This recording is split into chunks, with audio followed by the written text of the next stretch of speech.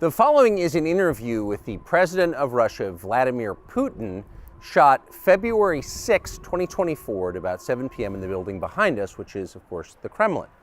The interview, as you will see if you watch it, is primarily about the war in progress, the war in Ukraine, how it started, what's happening, and most presently, how it might end. One note before you watch.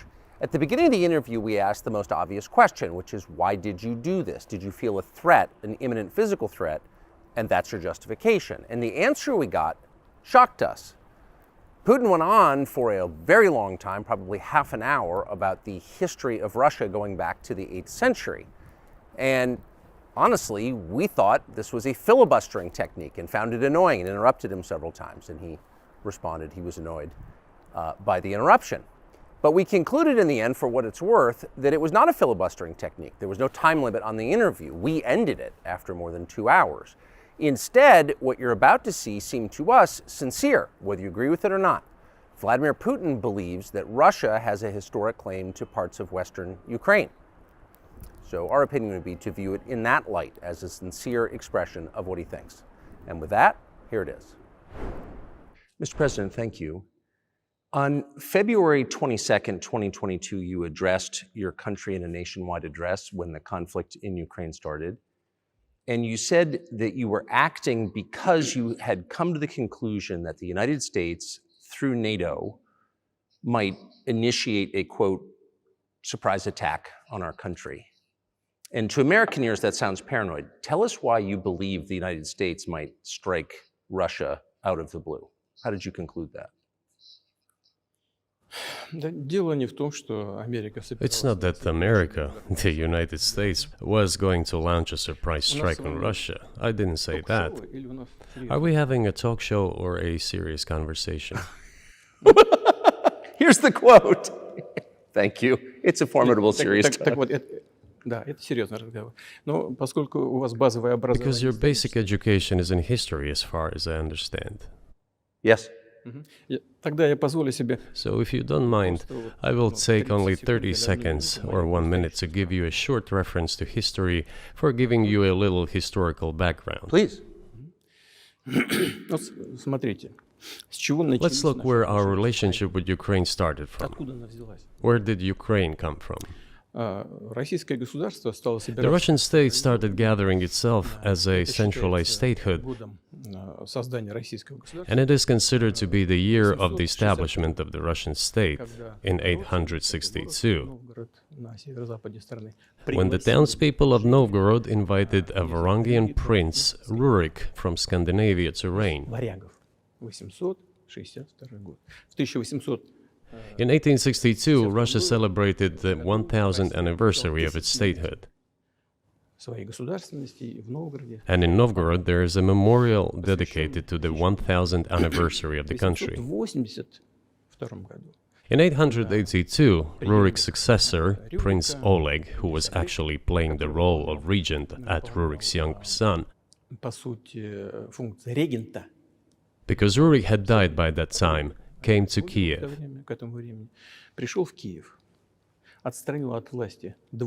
He ousted two brothers who apparently had once been members of Rurik's squad.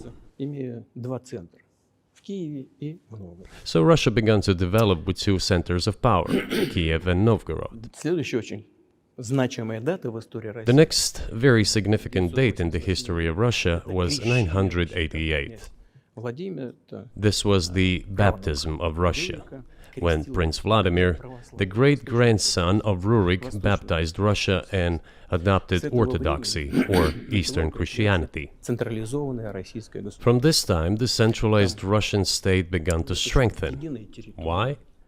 Because of the single territory, integrated economic ties, one and the same language, and, after the baptism of Russia, the same faith and rule of the prince. The centralized Russian state began to take shape. Back in the Middle Ages, Prince Yaroslav the Wise introduced the order of succession to a throne. But after he passed away, it became complicated for various reasons. The throne was passed not directly from father to eldest son, but from the prince who had passed away to his brother, then to his sons in different lines. All this led to the fragmentation and the end of Rus as a single state. There was nothing special about it. The same was happening then in Europe.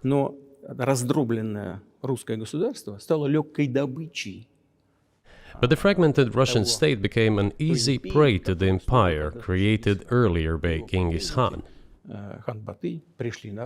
His successors, namely Batu Khan, came to Rus, plundered and ruined nearly all the cities.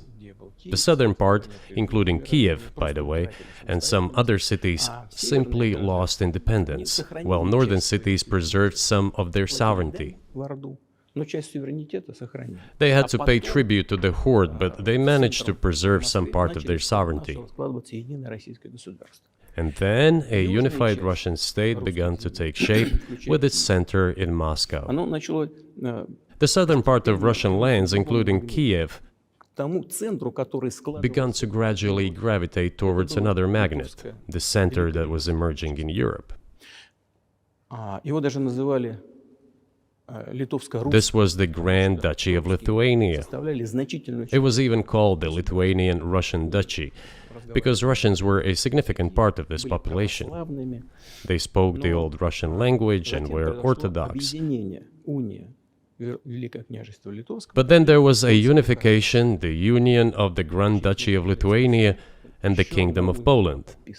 A few years later, another union was signed, but this time already in the religious sphere. Some of the Orthodox priests became subordinate to the Pope. Thus, these lands became part of the Polish-Lithuanian state.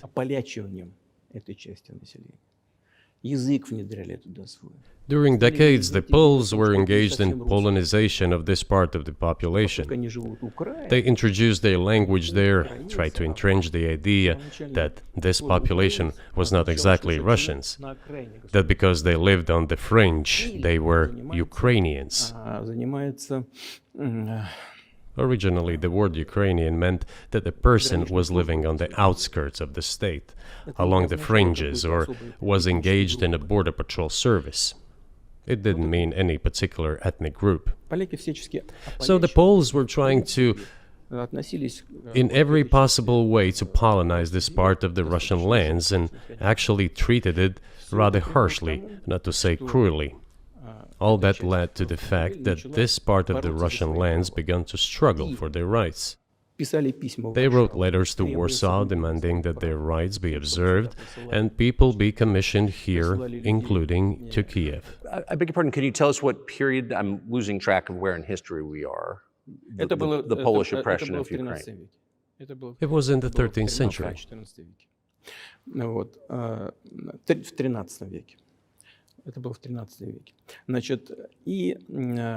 Now I will tell you what happened later and give the dates so that there is no confusion. And in 1654, even a bit earlier, the people who were in control of the authority over that part of the Russian lands addressed Warsaw, I repeat, demanding that they send them to rulers of Russian origin and Orthodox faith. When Warsaw did not answer them, and in fact rejected their demands, they turned to Moscow, so that Moscow took them away. So that you don't think that I'm inventing things, I'll give you these documents. Well, it doesn't sound like you're inventing it. I'm not sure why it's relevant to what happened 2 years ago. But still, these are documents from the archives, copies.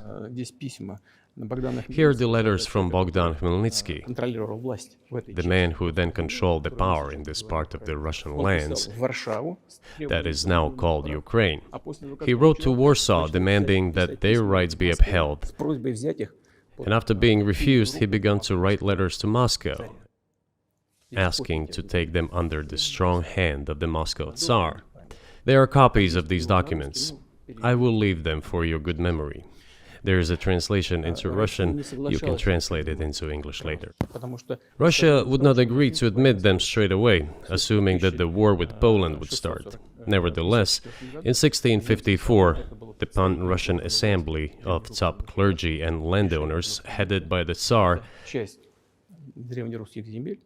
which was the representative body of the power of the old Russian state, decided to include a part of the old Russian lands into Moscow Kingdom. As expected, the war with Poland began.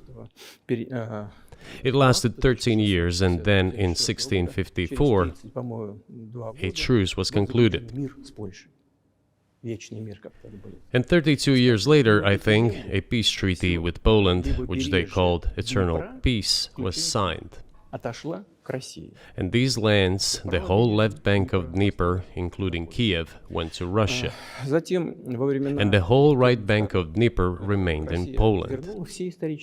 Under the rule of Catherine the Great, Russia reclaimed all of its historical lands, including in the south and west. This all lasted until the revolution. Before World War I, Austrian General Staff relied on the ideas of Ukrainianization and started actively promoting the ideas of Ukraine and the Ukrainianization.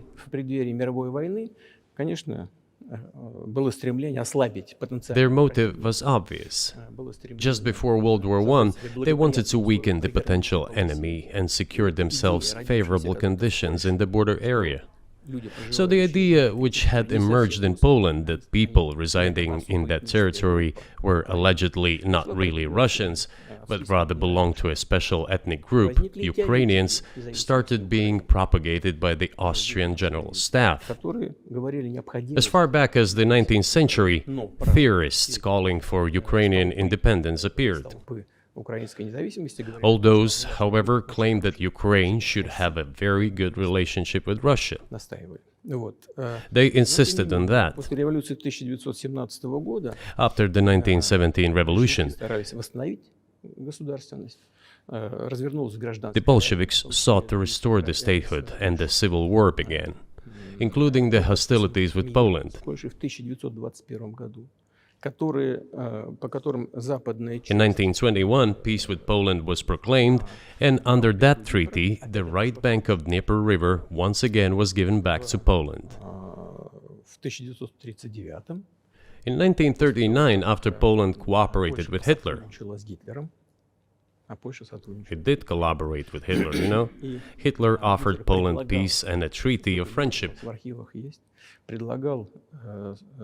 An alliance demanding in return that Poland give back to Germany the so-called Danzig corridor, which connected the bulk of Germany with East Prussia and Königsberg.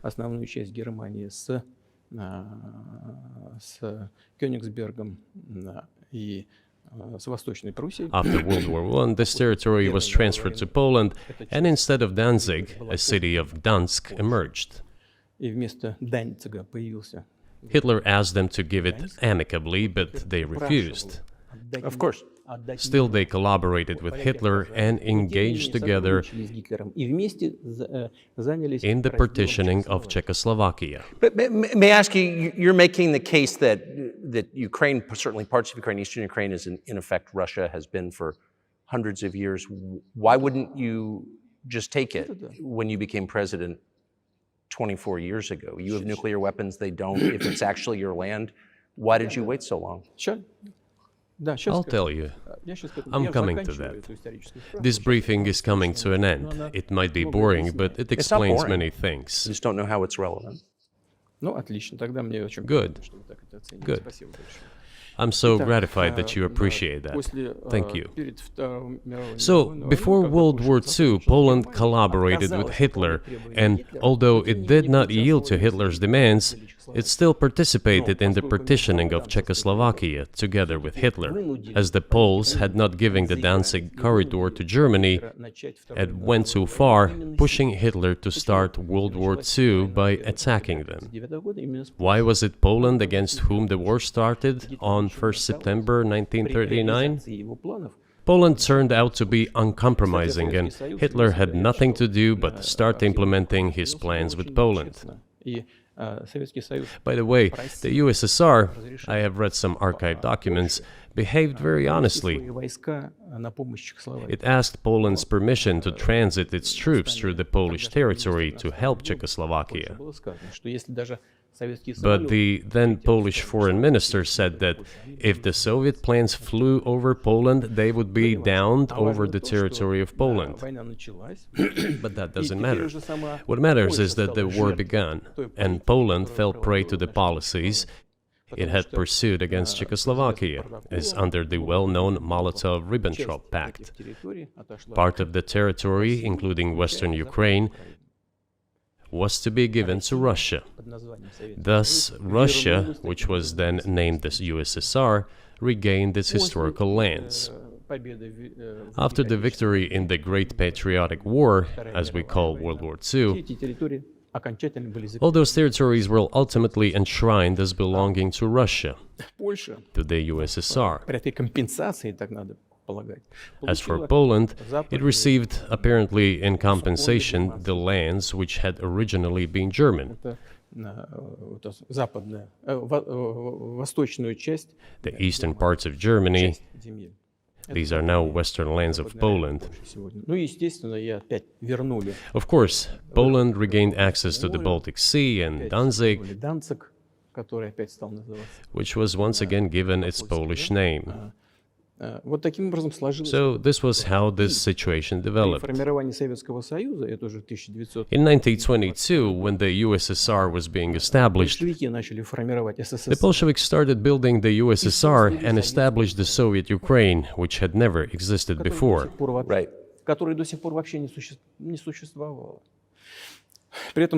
Stalin insisted that those republics be included in the USSR as autonomous entities.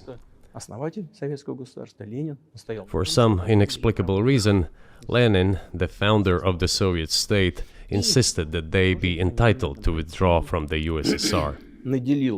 And again, for some unknown reasons, he transferred to that newly established Soviet Republic of Ukraine some of the lands together with people living there, even though those lands had never been called Ukraine, and yet they were made part of that Soviet Republic of Ukraine. Those lands included the Black Sea region, which was received under Catherine the Great, and which had no historical connection with Ukraine whatsoever. Even if we go as far back as 1654, when these lands returned to Russian Empire, that territory was the size of 3 to 4 regions of modern Ukraine, with no Black Sea region. That was completely out of the question. In 1654. Exactly. You obviously have encyclopedic knowledge of this region, but why didn't you make this case for the first 22 years as president that Ukraine wasn't a real country?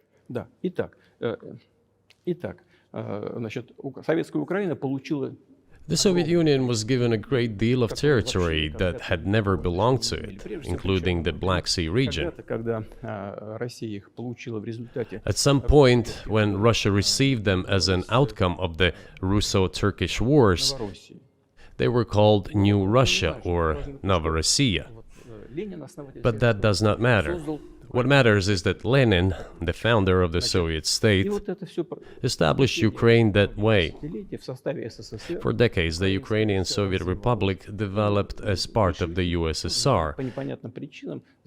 And for unknown reasons, again, the Bolsheviks were engaged in Ukrainianization.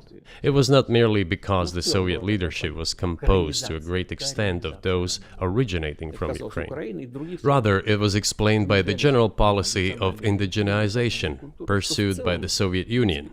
Same things were done in other Soviet republics. This involved promoting national languages and national cultures, which is not a bad in principle. That is how the Soviet Ukraine was created. After the World War II, Ukraine received, in addition to the lands that had belonged to Poland before the war, part of the lands that had previously belonged to Hungary and Romania. So Romania and Hungary had some of their lands taken away and given to the Soviet Ukraine, and they still remain part of Ukraine. So in this sense, we have every reason to affirm that Ukraine is an artificial state that was shaped at Stalin's will. Do you believe Hungary has a right to take its land back from Ukraine, and that other nations have a right to go back to their 1654 borders?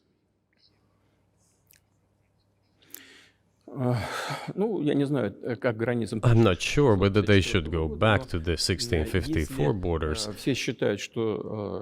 But given Stalin's time, so-called Stalin's regime, which, as many claim, saw numerous violations of human rights and violations of the rights of other states,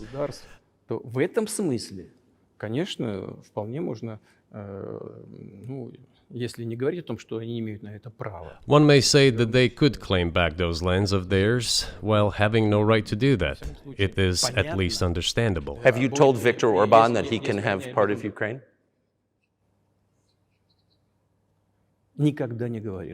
Never. I have never told him, not a single time. We have not even had any conversation on that, but I actually know for sure that Hungarians who live there wanted to get back to their historical land. Moreover, I would like to share a very interesting story with you. I digress, it's a personal one. Somewhere in the early 80s, I went on a road trip in a car from then Leningrad across the Soviet Union through Kiev, made a stop in Kiev, and then went to western Ukraine. I went to the town of Beregovoye, and all the names of towns and villages there were in Russian and in a language I did not understand, in Hungarian. In Russian and in Hungarian. Not in Ukrainian, in Russian and in Hungarian. I was driving through some kind of village, and there were men sitting next to the houses, and they were wearing black three-piece suits and black cylinder hats. I asked, are they some kind of entertainers? I was told, no, they were not entertainers, they're Hungarians. I said, what are they doing here?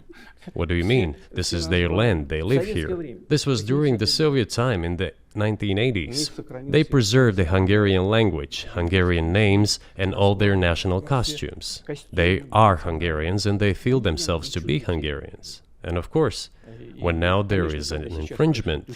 Well, that is, and there's a lot of that, though. I think many nations are upset about Transylvania as well, as you obviously know. But many nations feel frustrated by the redrawn borders of the wars of the 20th century. And wars going back 1,000 years, the ones that you mentioned. But the fact is that you didn't make this case in public until 2 years ago, February. And in the case that you made, which I read today, you explain at great length that you felt a physical threat from the West in NATO, including potentially a nuclear threat. And that's what got you to move. Is that a fair characterization of what you said?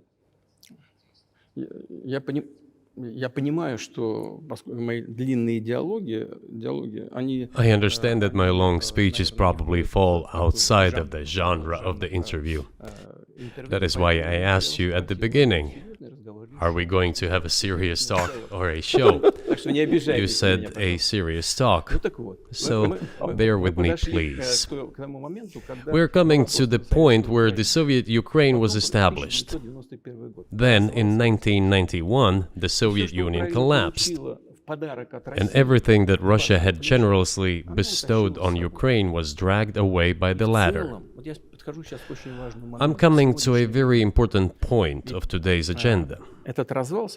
Thank you. After all, the collapse of the Soviet Union was effectively initiated by the Russian leadership. I do not understand what the Russian leadership was guided by at the time, but I suspect there were several reasons to think everything would be fine.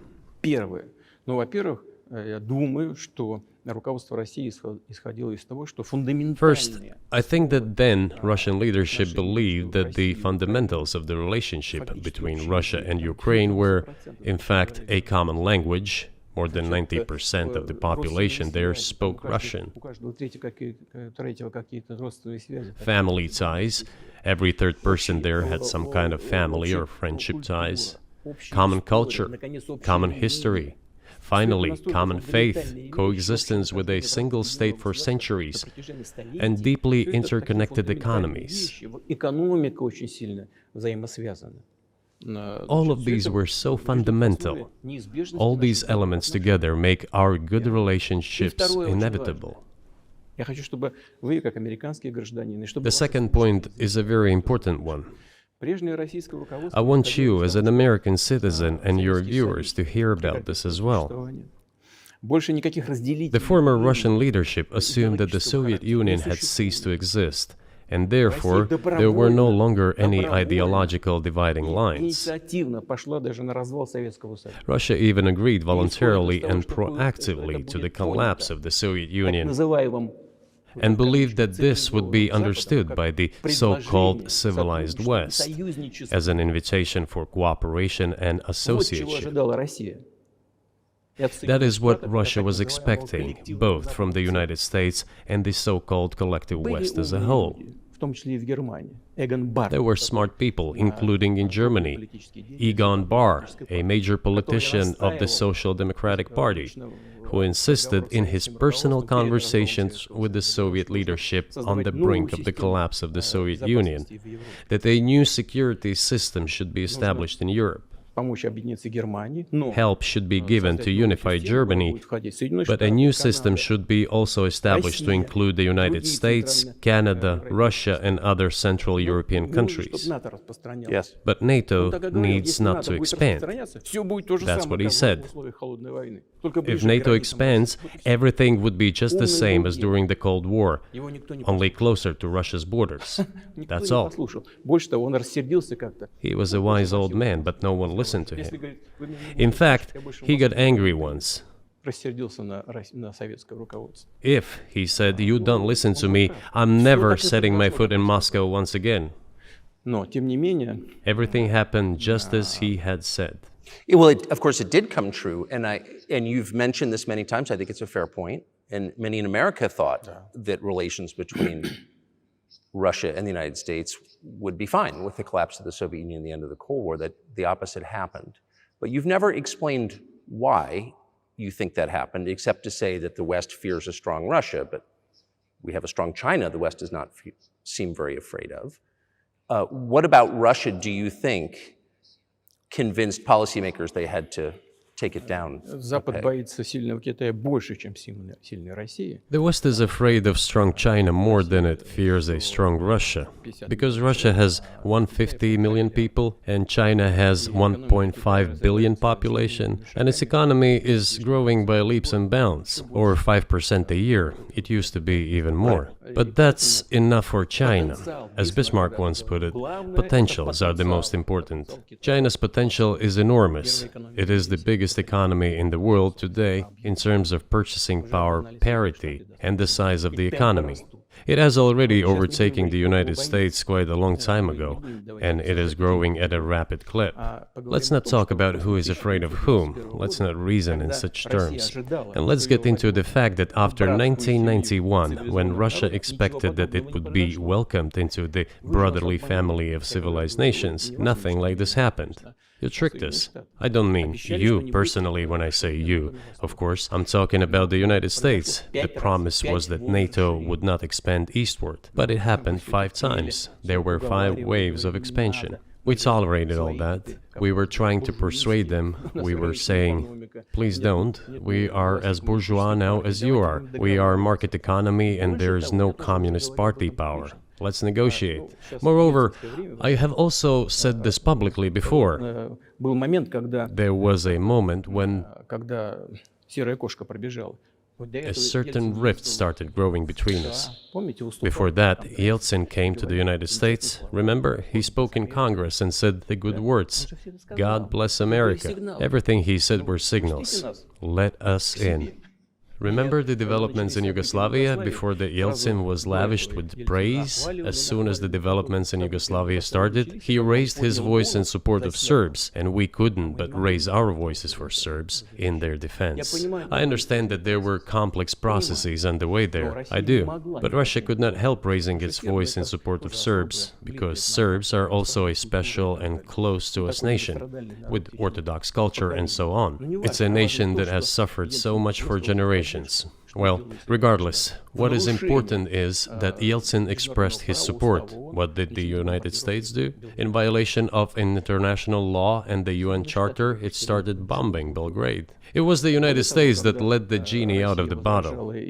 Moreover, when Russia protested and expressed its resentment, what was said?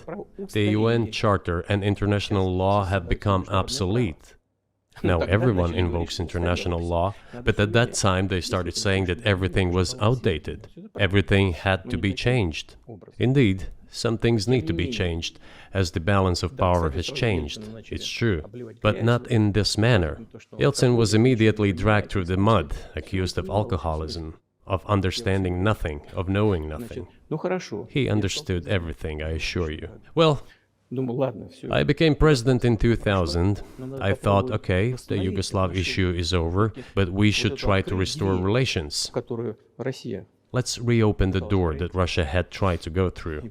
And moreover, I said it publicly, I can reiterate. At a meeting here in the Kremlin with the outgoing President Bill Clinton, right here in the next room, I said to him, I asked him, Bill, do you think if Russia asked to join NATO, do you think it would happen? Suddenly he said, you know, it's interesting. I think so. But in the evening, when we met for dinner, he said, you know, I've talked to my team. No, it's not possible now. You can ask him. I think he will watch our interview, he'll confirm it. I wouldn't have said anything like that if it hadn't happened. Okay, were you It's sincere? impossible now. Would you have joined NATO? Look, I asked the question, is it possible or not? And the answer I got was no. If I was insincere in my desire to find out what the leadership position was... But if he had said yes, would you have joined NATO? If he had said yes, the process of rapprochement would have commenced, and eventually it might have happened, if we had seen some sincere wish on the other side of our partners. But it didn't happen. Well, no means no. Okay, fine. Why do you think that is? Just to get to motive, I know you're clearly bitter about it, I understand, but why do you think the West rebuffed you then? Why the hostility? Why did the end of the Cold War not fix the relationship? What motivates this from your point of view? You said I was bitter about the answer. No, it's not bitterness. It's just a statement of fact. We're not bride and groom, bitterness, resentment. It's not about those kind of matters in such circumstances. We just realized we weren't welcome there, that's all. Okay, fine. But let's build relations in another manner. Let's look for common ground elsewhere. Why we received such a negative response, you should ask your leaders. I can only guess why. Too big a country with its own opinion and so on. And the United States, I've seen how issues are being resolved in NATO. I will give you another example now concerning Ukraine. The US leadership exerts pressure, and all NATO members obediently vote, even if they do not like something. Now, I'll tell you what happened in this regard with Ukraine in 2008, although it's being discussed. I'm not going to open a secret to you, say anything new. Nevertheless, after that we tried to build relations in different ways. For example, the events in the Middle East, in Iraq. We were building relations with the United States in a very soft, prudent, cautious manner. I repeatedly raised the issue that the United States should not support separatism or terrorism in the North Caucasus. But they continue to do it anyway. and political support, information support, financial support, even military support came from the United States and its satellites for terrorist groups in the Caucasus. I once raised this issue with my colleague, also the President of the United States. He says, "It's impossible. Do you have proof?" I said, "Yes." I was prepared for this conversation, and I gave him that proof. He looked at it, and you know what he said? "I apologize, but that's what happened." I'll quote. He says, "Well, I'm gonna kick their ass."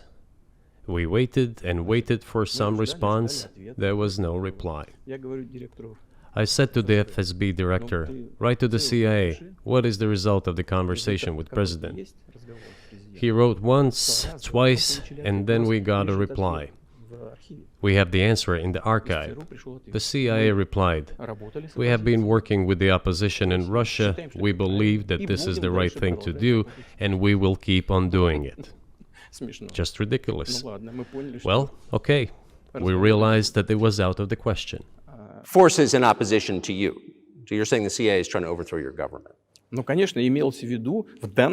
course, they meant in that particular case the separatists, the terrorists who fought with us in the Caucasus. That's who they called the opposition. This is the second point. The third moment is a very important one. Is the moment when the US missile defense system was created. The beginning. We persuaded for a long time not to do it in the United States. Moreover, after was invited by Bush Jr.'s father, Bush Sr., to visit his place on the ocean, I had a very serious conversation with President Bush and his team. I proposed that the United States, Russia, and Europe jointly create a missile defense system that, we believe, if created unilaterally, threatens our security, despite the fact that the United States officially said that it was being created against missile threats from Iran. That was the justification for the deployment of the missile defense system. I suggested working together, Russia, the United States, and Europe. They said it was very interesting. They asked me, "Are you serious?" I said, "Absolutely." Let me ask, what year was this? I don't remember. It is easy to find out on the internet when I was in the USA at the invitation of Bush Sr. It is even easier to learn from someone I'm going to tell you about. I was told it was very interesting. I said, just imagine if we could tackle such a global strategic security challenge together. The world will change. We'll probably have disputes, probably economic and even political ones, but we could drastically change the situation in the world. He says yes, and asks, "Are you serious?" I said, "Of course. We need to think about it," I'm told. I said, "Go ahead, please." Then Secretary of Defense Gates, former Director of CIA, and Secretary of State Rice came in here, in this cabinet, right here at this table. They sat on this table. Me, the Foreign Minister, the Russian Defense Minister on that side. They said to me, "Yes, we have thought about it. We agree." I said, "Thank God, great, but with some exceptions." So twice you've described US presidents making decisions and then being undercut by their agency heads. So it sounds like you're describing a system that's not run by the people who were elected, in your telling. That's right, that's right. In the end, they just told us to get lost. I'm not going to tell you the details because I think it's incorrect. After all, it was confidential conversation. But our proposal was declined. That's a fact. It was right then when I said, "Look, but then we will be forced to take countermeasures. We will create such strike systems that will certainly overcome missile defense systems."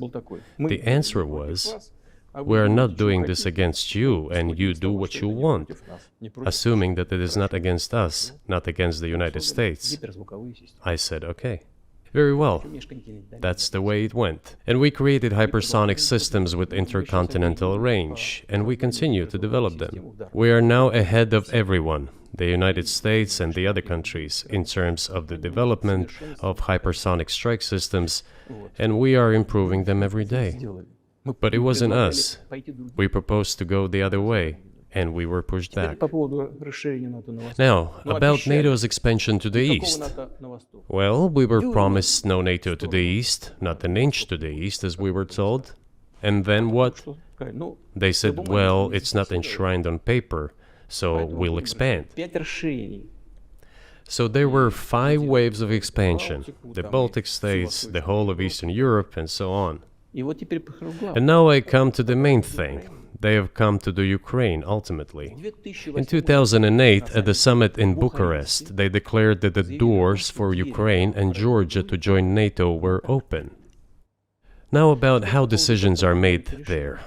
Germany, France seem to be against it, as well as some other European countries. But then, as it turned out later, President Bush, and he's such a tough guy, a tough politician, as I was told later, he exerted pressure on us and we had to agree. It's ridiculous, it's like kindergarten. Where are the guarantees? What kindergarten is this? What kind of people are these? Who are they? You see, they were pressed, they agreed. And then they say, Ukraine won't be in the NATO, you know? I say, I don't know. I know you agreed in 2008. Why won't you agree in the future? Well, they pressed us then. I say, why won't they press you tomorrow? And you'll agree again. Well, it's nonsensical. Who's there to talk to? I just don't understand. We're ready to talk. But with whom? Where are the guarantees? None. So they started to develop the territory of Ukraine. Whatever is there, I have told you the background, how this territory developed, what kind of relations there were with Russia. Every second or third person there has always had some ties with Russia. And during the elections, in already independent, sovereign Ukraine, which gained its independence as a result of the Declaration of Independence, and by the way, it says that Ukraine is a neutral state, and in 2008, suddenly the doors or gates to NATO were open to it. Oh, come on. This is not how we agreed. Now, all the presidents that have come to power in Ukraine, they relied on electorate with a good attitude to Russia in one way or the other. This is the southeast of Ukraine. This is a large number of people. And it was very difficult to dissuade this electorate, which had a positive attitude towards Russia. Viktor Yanukovych came to power, and how? The first time he won after President Kuchma, they organized a third round, which is not provided for in the constitution of Ukraine. This is a coup d'etat. Just imagine, someone in the United States wouldn't like the outcome. In 2014? Before that. No, this was before that. After President Kuchma, Viktor Yanukovych won the elections. However, his opponents did not recognize that victory.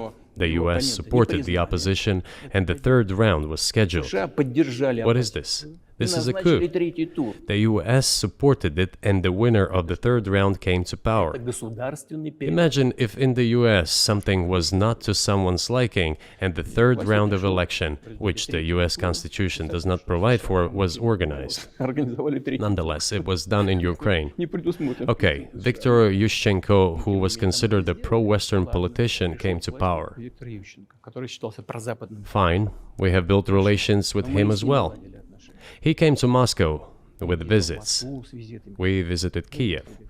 I visited too. We met in an informal setting. If he's pro-Western, so be it. It's fine. Let people do their job. The situation should have developed inside the independent Ukraine itself. As a result of Kuchma's leadership, things got worse and Viktor Yanukovych came to power after all. Maybe he wasn't the best president and politician, I don't know. I don't want to give assessments. However, the issue of the association with the EU came up. We have always been lenient to this. Suit yourself.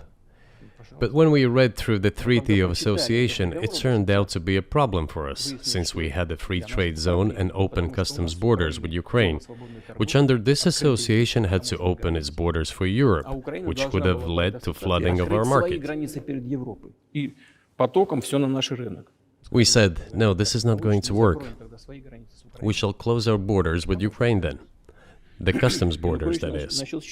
Yanukovych started to calculate how much Ukraine was going to gain, how much to lose, and said to his European partners, I need more time to think before signing.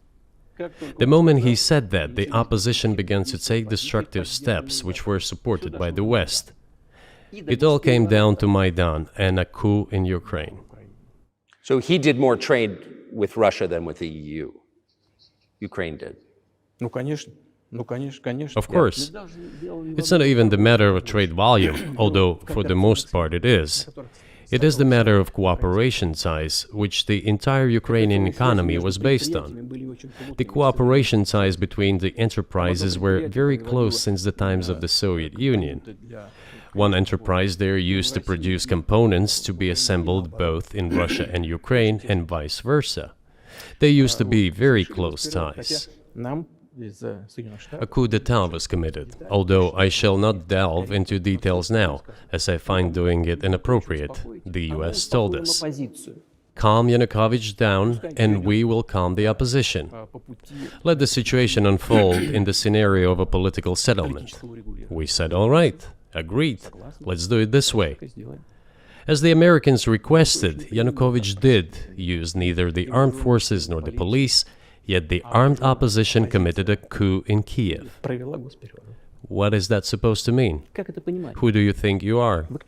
I wanted to ask the then US leadership. With the backing of whom? With the backing of CIA, of course. The organization you wanted to join back in the day, as I understand. We should thank God they didn't let you in. Although, it is a serious organization. I understand. My former vis-a-vis in the sense that I served in the first main directorate, Soviet Union's intelligence service. They have always been our opponents. A job is a job. Technically, they did everything right. They achieved their goal of changing the government. However, from political standpoint, it was a colossal mistake. Surely it was political leadership's miscalculation. They should have seen what it would evolve into. So, in 2008, the doors of NATO were opened for Ukraine. In 2014, there was a coup. They started persecuting those who did not accept the coup, and it was indeed a coup. They created a threat to Crimea, which we had to take under our protection. They launched the war in Donbass in 2014 with the use of aircraft and artillery against civilians. This is when it all started. There is a video of aircraft attacking Donetsk from above. They launched a large-scale military operation, then another one. When they failed, they started to prepare the next one. All this against the background of military development of this territory and opening of NATO's doors. How could we not express concern over what was happening? From our side, this would have been a culpable negligence. That's what it would have been. It's just that the US political leadership pushed us to the line we could not cross, because doing so could have ruined Russia itself. Besides, we could not leave our brothers in faith, in fact, a part of Russian people, in the face of this war machine. But that was 8 years before the current conflict started. So what was the trigger for you? What was the moment where you decided you had to do this?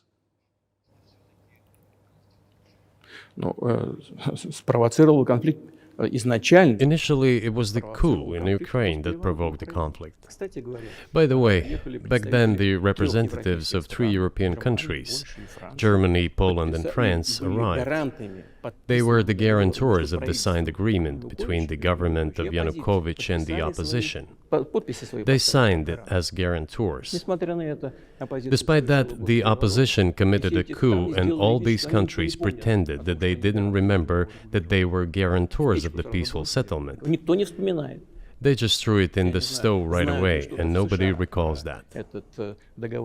I don't know if the US know anything about the agreement between the opposition and the authorities, and its three guarantors who, instead of bringing this whole situation back in the political field, supported the coup.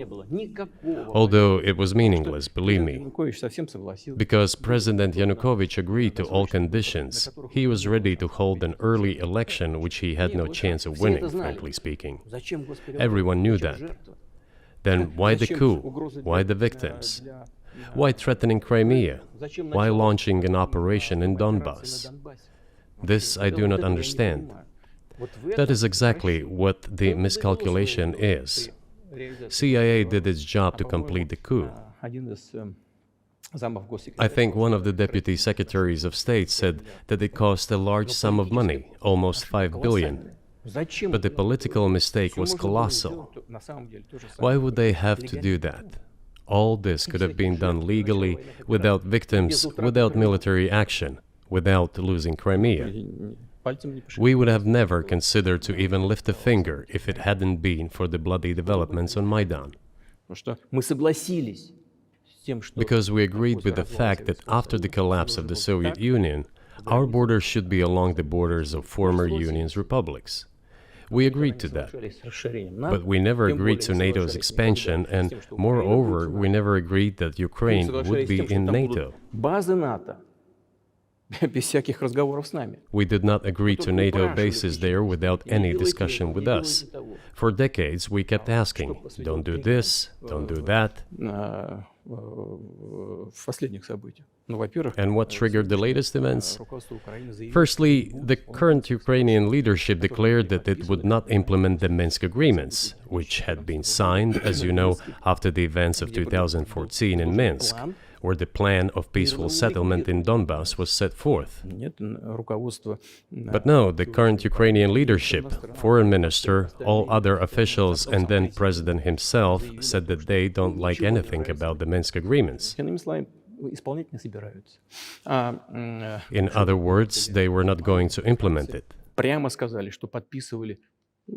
A year or a year and a half ago, former leaders of Germany and France said openly to the whole world that they indeed signed the Minsk agreements, but they never intended to implement them. They simply led us by the nose. Was there anyone for you to talk to? Did you call a U.S. President's Secretary of State and say, if you keep militarizing Ukraine with NATO forces, this is going to be we're going to act?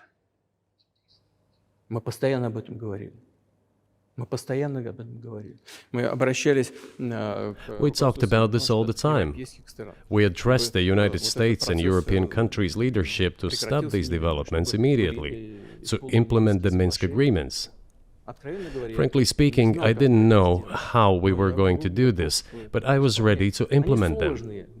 These agreements were complicated for Ukraine. They included lots of elements of those Donbass territories' independence. That's true. However, I was absolutely confident, and I'm saying this to you now. I honestly believe that if we managed to convince the residents of Donbass, and we had to work hard to convince them to return to the Ukrainian statehood, then gradually the wounds would start to heal. When this part of territory reintegrated itself into a common social environment, when the pensions and social benefits were paid again, all the pieces would gradually fall into place. No, nobody wanted that. Everybody wanted to resolve the issue by military force only. But we could not let that happen. And the situation got to the point when the Ukrainian side announced, no, we will not do anything. They also started preparing for military action. It was they who started the war in 2014. Our goal is to stop this war. And we did not start this war in 2022. This is an attempt to stop it. Do you think you've stopped it now? I mean, have you achieved your aims? No, we haven't achieved our aims yet, because one of them is denazification. This means the prohibition of all kinds of neo-Nazi movements. This is one of the problems that we discussed during the negotiation process, which ended in Istanbul early this year.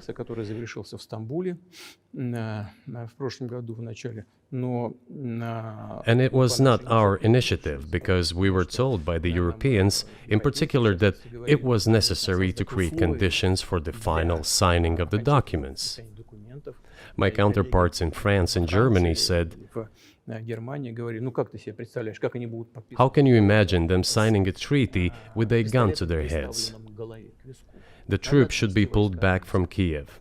I said, "All right." We withdrew the troops from Kiev. As soon as we pulled back our troops from Kiev, our Ukrainian negotiators immediately threw all our agreements reached in Istanbul into the bin and got prepared for a long-standing armed confrontation with the help of the United States and its satellites in Europe.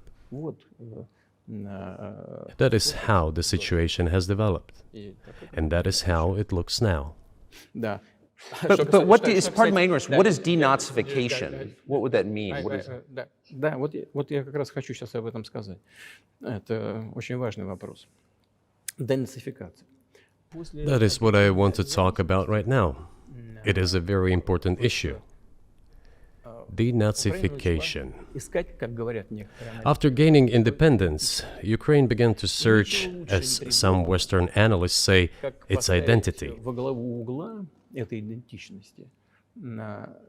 And it came up with nothing better than to build this identity upon some false heroes who collaborated with Hitler.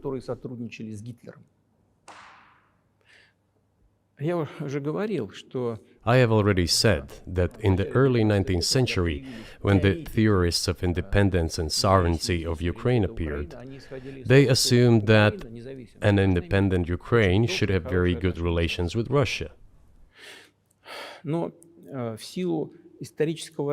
But due to the historical development, those territories were part of the Polish-Lithuanian Commonwealth. Poland, where Ukrainians were persecuted and treated quite brutally, as well as were subject to cruel behavior. There were also attempts to destroy their identity. All this remained in the memory of the people. When World War II broke out, part of this extremely nationalist elite collaborated with Hitler, believing that he would bring them freedom. The German troops, even the SS troops, made Hitler's collaborators do the dirtiest work of exterminating the Polish and Jewish population. Hence this brutal massacre of the Polish and Jewish population, as well as the Russian population too.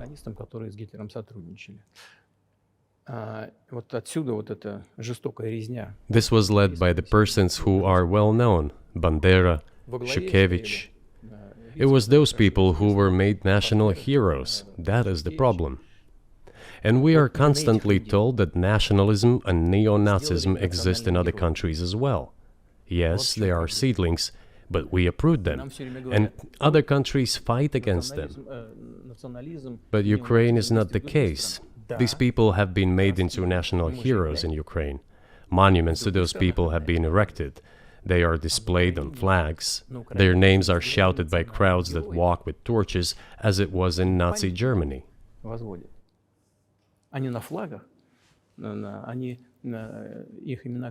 These were people who exterminated Poles, Jews, and Russians. It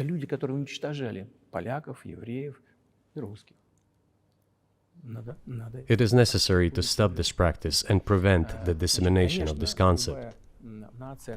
I say that Ukrainians are part of the one Russian people. They say, no, we are a separate people. Okay, fine.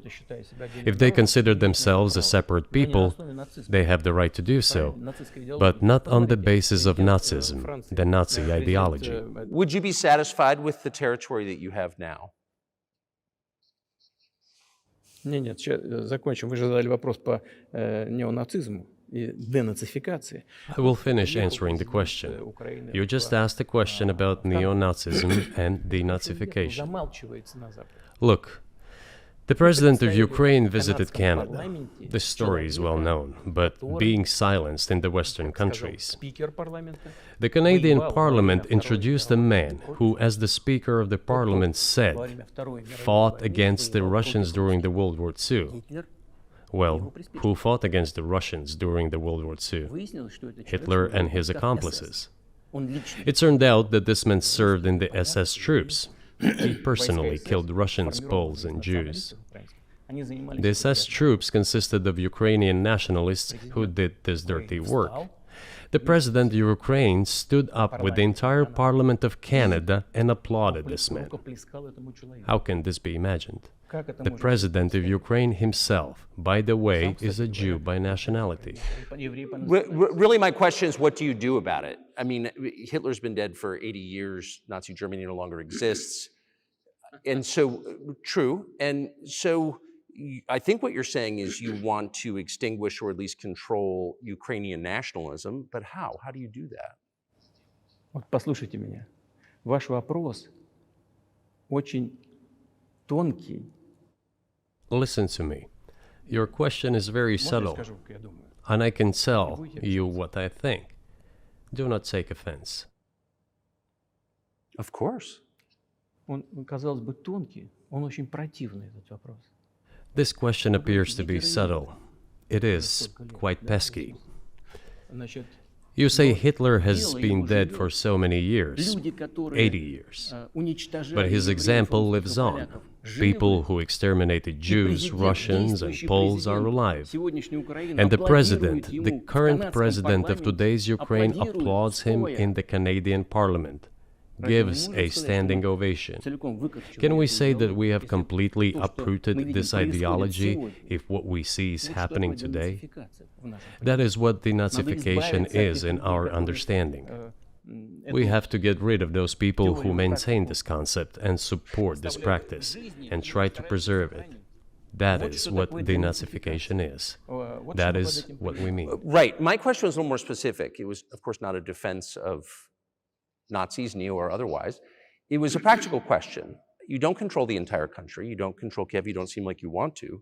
So how do you eliminate a culture or an ideology or feelings or a view of history in a country that you don't control? What do you do about that?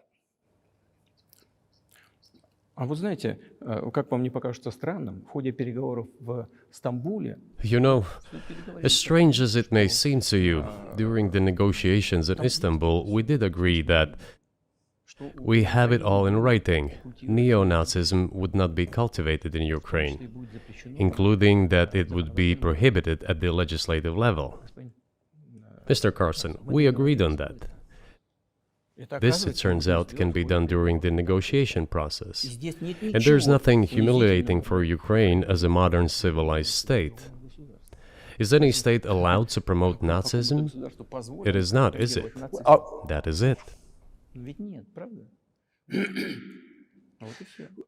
Will there be talks, and why haven't there been talks about resolving the conflict in Ukraine? Peace talks. Они они дошли до очень высокой стадии согласования позиций, сложно. They have been. They reached a very high stage of coordination of positions in a complex process, but still they were almost finalized. But after we withdrew our troops from Kiev, as I have already said, the other side threw away all these agreements and obeyed the instructions of Western countries, European countries, and the United States to fight Russia to the bitter end. Президент Украины Moreover, the president of Ukraine has legislated a ban on negotiating with Russia. He signed a decree forbidding everyone to negotiate with Russia. But how are we going to negotiate if he forbade himself and everyone to do this? We know that he is putting forward some ideas about this settlement, but in order to agree on something, we need to have a dialogue. Is that not right? Well, but you wouldn't be speaking to the Ukrainian president, you'd be speaking to the American president. When was the last time you spoke to Joe Biden? I cannot remember when I talked to him. I do not remember. We can look it up. You don't remember? No. Why? Do I have to remember everything? I have my own things to do. We have domestic political affairs. Well, he's funding the war that you're fighting, so I would think that would be memorable. Well, yes, he funds, but I talked to him before the special military operation, of course. And I said to him then, by the way, I will not go into details, I never do, but I said to him then, I believe that you are making a huge mistake of historic proportions by supporting everything that is happening there, in Ukraine, by pushing Russia away. I told him repeatedly, by the way. I think that would be correct if I stop here. What did he say? Ask him, please. It is easier for you. You are a citizen of the United States. Go and ask him. It is not appropriate for me to comment on our conversation. But you haven't spoken to him since before February of 2022?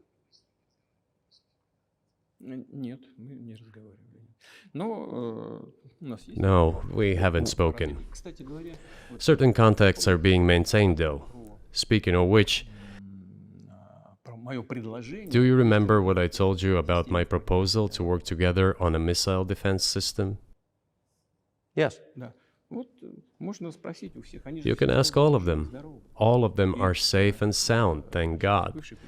The former president, Condoleezza, is safe and sound, and I think Mr. Gates and the current director of the intelligence agency, Mr. Burns, the then ambassador to Russia, in my opinion, are very successful ambassador. They were all witnesses to these conversations. Ask them. Same here. If you are interested in what Mr. President Biden responded to me, ask him. At any rate, I talked to him about it. I'm definitely interested, but from the outside, it seems like this could devolve or evolve into something that brings the entire world into conflict and could initiate a nuclear launch. And so why don't you just call Biden and say, let's work this out?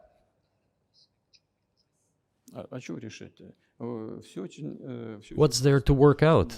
It's very simple. I repeat, we have contacts through various agencies.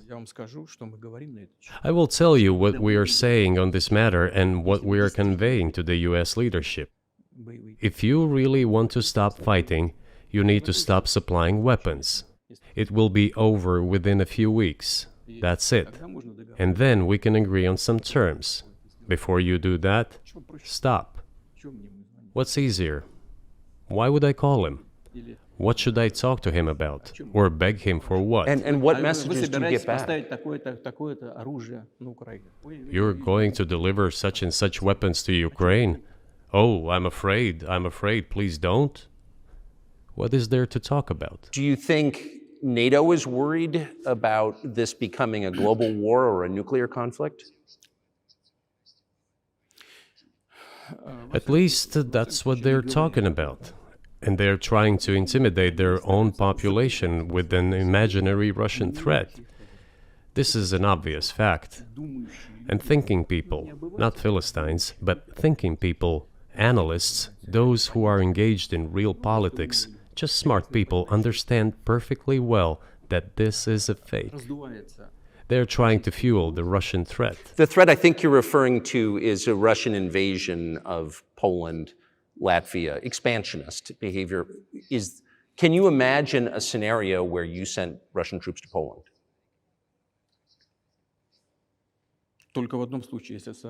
Only in one case, if Poland attacks Russia.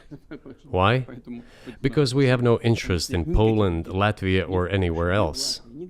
Why would we do that? We simply don't have any interest. It's just threat-mongering. Well, the argument, I know you know this, is that, well, he invaded Ukraine, he has territorial aims across the continent, and you're saying unequivocally you don't.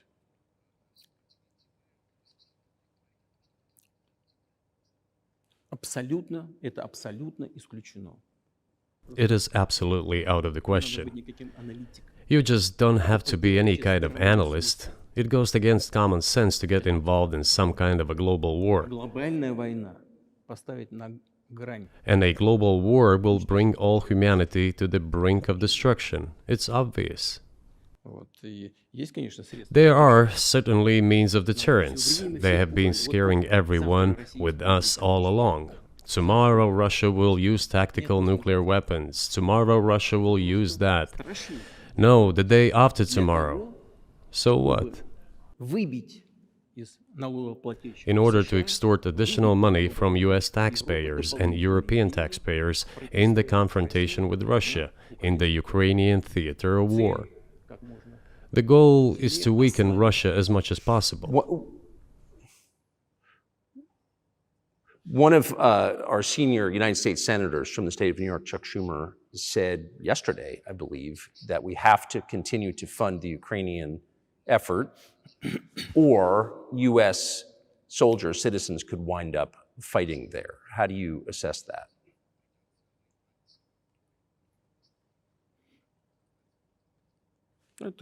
Это провокация. This is a provocation, and a cheap provocation at that. Американские солдаты должны воевать. I do not understand why American soldiers should fight in Ukraine. There are mercenaries from the United States there. The bigger number of mercenaries comes from Poland, with mercenaries from the United States in second place and mercenaries from Georgia in third place. Безусловно. Well, if somebody has the desire to send regular troops, that would certainly bring humanity to the brink of very serious global conflict. This is obvious. Do the United States need this? What for? Национальной территории. У вас нечем заниматься. Thousands of miles away from your national territory. На границе полно. Проблемы Don't you have anything better to do? с государством. You have issues on the border, issues with migration, issues with the national debt, more than $33 trillion. You have nothing better to do, so you should fight in Ukraine? Понимая ситуацию, которая складывается. Wouldn't it be better to negotiate with Russia? Make an agreement, already understanding the situation that is developing today, realizing that Russia will fight for its interests to the end? Здравому смыслу. And realizing this, actually return to common sense, start respecting our country and its interests, and look for certain solutions. Кажется, что это гораздо умнее. It seems to me that this is much smarter and more rational. Who blew up Nord Stream? You for sure. I was busy that day. Nate, do you have I did not blow up Nord Stream. Thank you, though. У вас лично, может быть, есть алиби. У вас лично. You personally may have an alibi, but the CIA has no such alibi. Do you have evidence that NATO or the CIA did it?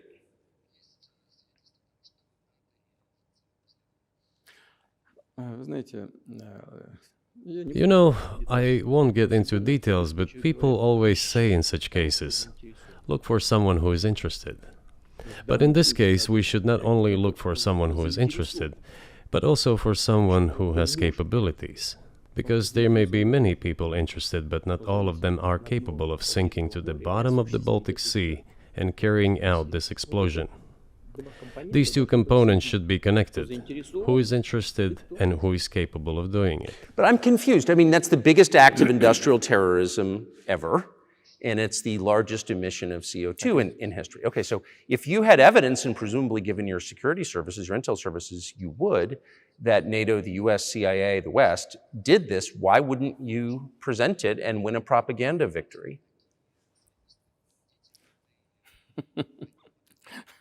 В войне пропаганды очень сложно. In the war of propaganda, it is very difficult to defeat the United States, because the United States controls all the world's media and many European media. The ultimate beneficiary of the biggest European media are American financial institutions. Don't you know that? So it is possible to get involved in this work, but it is cost prohibitive, so to speak. Мы можем We can simply shine the spotlight on our sources of information, and we will not achieve results. It is clear to the whole world what happened, and even American analysts talk about it directly. It's true. Yes, but here's a question you may be able to answer. You worked in Germany, famously. The Germans clearly know that their NATO partner did this, and it damaged their economy greatly. It may never recover. Why are they being silent about it? That's very confusing to me. Why wouldn't the Germans say something about it? Ну, меня это тоже удивляет. This also confuses me. But today's German leadership is guided by the interests of the collective West rather than its national interests. Otherwise, it is difficult to explain the logic of their action or inaction. After all, it is not only about Nord Stream 1, which was blown up, and the Nord Stream 2 was damaged, but one pipe is safe and sound and gas can be supplied to Europe through it. But Germany does not open it. We are ready, please. There's another route through Poland, called Yamal Europe, which also allows for large flow. Poland has closed it, but Poland packs from the German hand. It receives money from the pan-European funds, and Germany is the main donor to these pan-European funds. Germany feeds Poland to a certain extent, and they close their route to Germany. Why? I don't understand. Ukraine, to which the Germans supply weapons and give money. Germany is the second sponsor of the United States in terms of financial aid to Ukraine. There are two gas routes through Ukraine. They simply closed one route, the Ukrainians. Open the second route and please get gas from Russia. They do not open it. Why don't the Germans say, look guys, we give you money and weapons, open up the valve, please, let the gas from Russia pass through for us. We're buying liquefied gas at exorbitant prices in Europe, which brings the level of our competitiveness and economy in general down to zero. Do you want us to give you money? Let us have the decent existence. Make money for our economy, because this is where the money we give you comes from. They refuse to do so. Why? Ask them. That is what is like in their heads. Those are highly incompetent people. Well, maybe the world is breaking into two hemispheres, one with cheap energy, the other without. And I want to ask you that. If we're now a multipolar world, obviously we are, can you describe the blocks of alliances? Who is in each side, do you think? Listen, you have said that the world is breaking into two hemispheres. A human brain is divided into two hemispheres. One is responsible for one type of activities, the other one is more about creativity and so on. But it is still one and the same head. The world should be a single whole. Security should be shared rather than meant for the golden billion. That is the only scenario where the world could be stable, sustainable, and predictable. Until then, while the head is split in two parts, it is an illness, a serious adverse condition. It is a period of severe disease that the world is going through now. But I think that, thanks to honest journalism, this work is akin to work of the doctors. This could somehow be remedied. Well, let's just give one example, the US dollar, which has kind of united the world in a lot of ways, maybe not to your advantage, but certainly to ours. Is that going away as the reserve currency, the universally accepted currency? How have sanctions, do you think, changed the dollar's place in the world?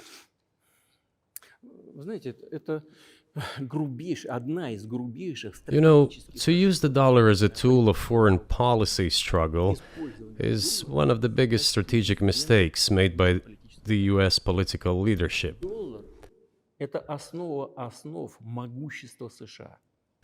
The dollar is the cornerstone of the United States power.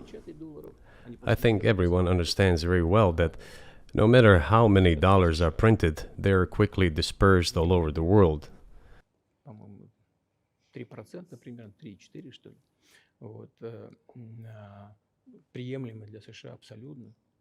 Inflation in the United States is minimal. It's about 3 or 3.4%, which is, I think, totally acceptable for the US. But they won't stop printing. What does the debt of $33 trillion tell us about? It is about the emission. инструмента политической борьбы. Nevertheless, it is the main weapon used by the United States to preserve its power across the world. Поэтому американцы As soon as the political leadership decided to use the US dollar as a tool of political struggle, a blow was dealt to this American power. и огромные I would not like to use any strong language, but it is a stupid thing to do даже and a grave mistake. сокращаются запасы доллара сейчас.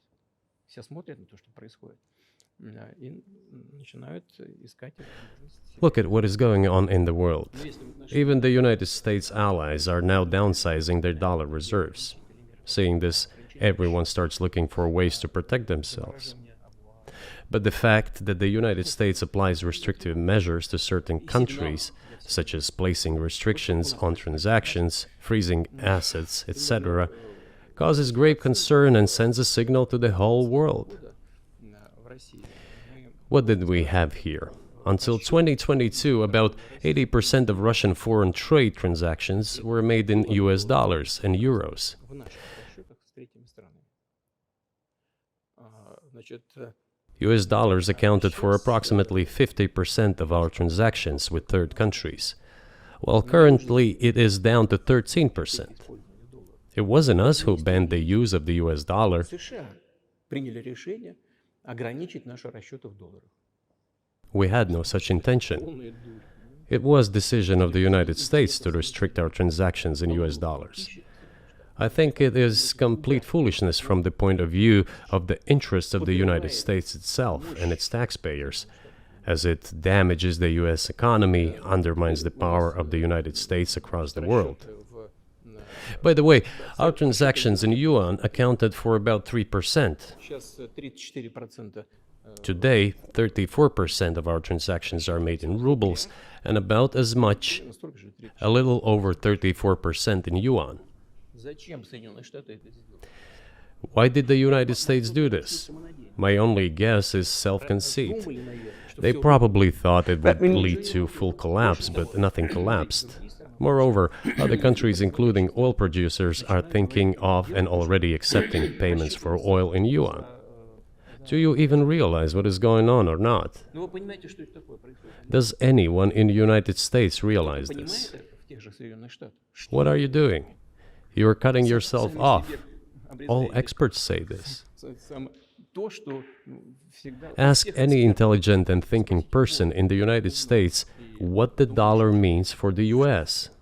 Что такое доллар? You're killing it with your own hands. Убивает. I think that's I think that's a fair assessment. The question is what comes next, Конечно. and maybe you trade one colonial power for another, much less sentimental and forgiving colonial power. I mean, is the BRICS, for example, in danger of being completely dominated by the Chinese economy in a way that's not good for their sovereignty?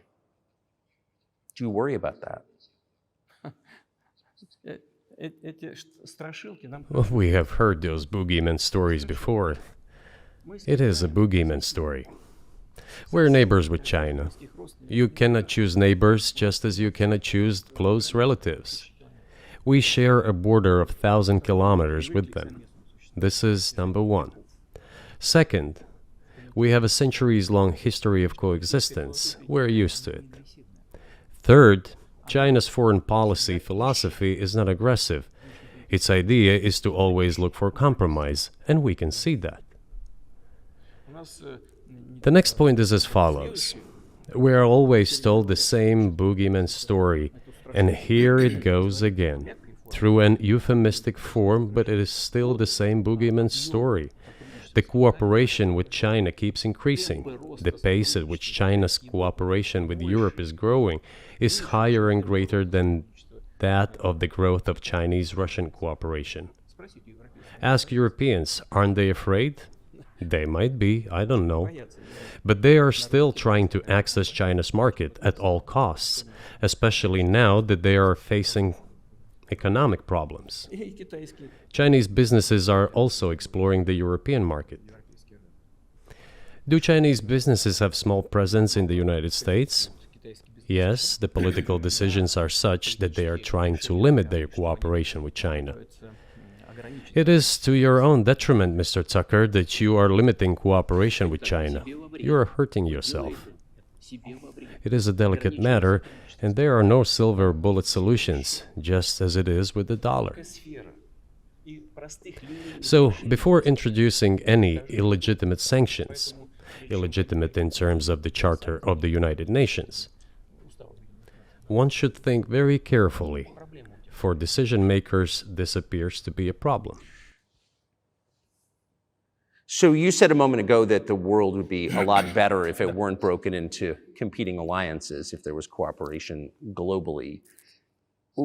One of the reasons you don't have that is because the current American administration is dead set against you. Do you think if there were a new administration after Joe Biden that you would be able to reestablish communication with the US government? Or does it not matter who the president is?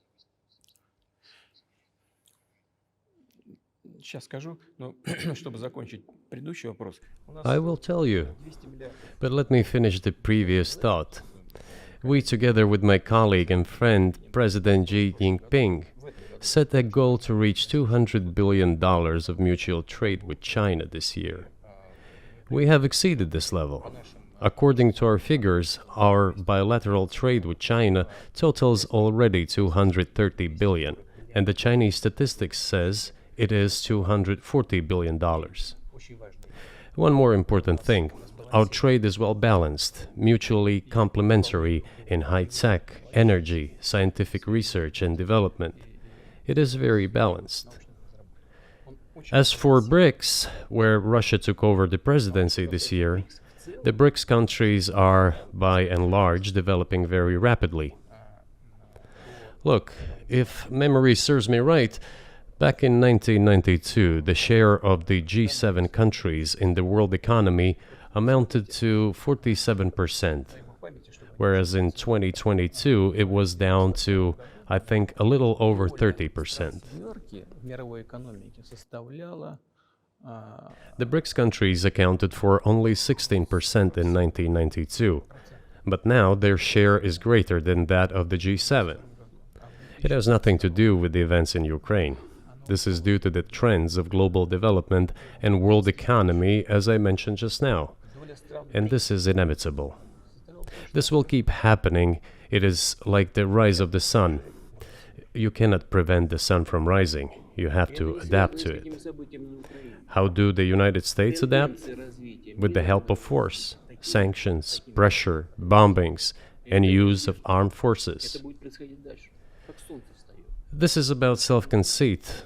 Your political establishment does not understand that the world is changing under objective circumstances. And in order to preserve your level, even if someone aspires, to the level of dominance, you have to make the right decisions in a competent and timely manner. Such brutal actions, including with regard to Russia and, say, other countries, are counterproductive. This is an obvious fact. It has already become evident. You just asked me if another leader comes and changes something. It is not about the leader. It is not about the personality of a particular person. I had a very good relationship with, say, Bush. I know that in the United States, he was portrayed as some kind of a country boy who does not understand much. I assure you that this is not the case. I think he made a lot of mistakes with regard to Russia, too. I told you about 2008 and the decision in Bucharest to open the NATO's doors for Ukraine and so on. That happened during his presidency. He actually exercised pressure on the Europeans. But in general, on a personal human level, I had a very good relationship with him. He was no worse than any other American or Russian or European politician. I assure you, he understood what he was doing as well as others. I had such personal relationship with Trump as well. It is not about the personality of the leader, it is about the elite's mindset. If the idea of domination at any cost, based also on forceful actions, dominates the American society, nothing will change. It will only get worse. But if, in the end, one comes to the awareness that the world has been changing due to the objective circumstances, and that one should be able to adapt to them in time, using the advantages that the US still has today, then perhaps something may change. Look, China's economy has become the first economy in the world in purchasing power parity. In terms of volume, it overtook the US a long time ago. The USA comes second, then India, 1.5 billion people, and then Japan, with Russia in the fifth place. Russia was the first economy in Europe last year, despite all the sanctions and restrictions. Is it normal from your point of view? Sanctions, restrictions, impossibility of payments in dollars, being cut off from SWIFT services, sanctions against our ships carrying oil, sanctions against airplanes, sanctions in everything, everywhere. The largest number of sanctions in the world which are applied against Russia. And we have become Europe's first economy during this time. The tools that US uses don't work. Well, one has to think about what to do.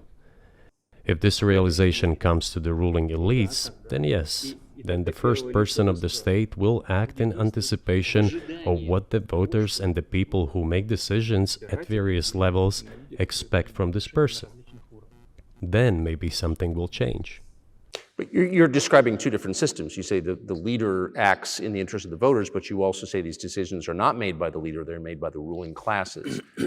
You've run this country for so long, you've known all these American presidents. What are those power centers in the United States, do you think? Like, who actually makes the decisions?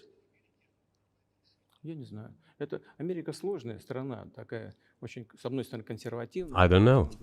America is a complex country, conservative on one hand, rapidly changing on the other. It's not easy for us to sort it all out.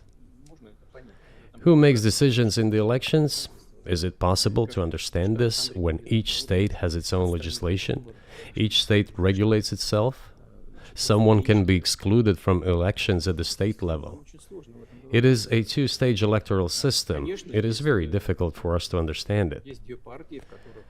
Certainly, there are two parties that are dominant, the Republicans and the Democrats, and within this party system, the centers that make decisions, that prepare decisions.